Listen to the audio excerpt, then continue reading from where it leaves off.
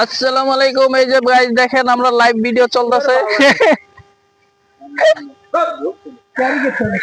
Cricket খেলা চলতেছে দেখেন। ঠিক আছে, এই যে এখানে বিরাট কোহলি আছে, তারপরে বাংলাদেশে সাকিবুল হাসান আছে। ঠিক আছে, তো বিশ্ব খেলোয়াড় আছে এই জায়গা।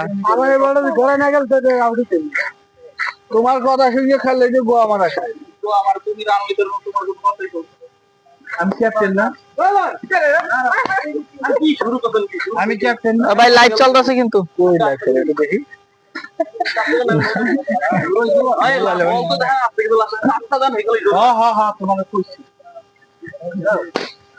ও একটু লেগে ফোর হইলো না।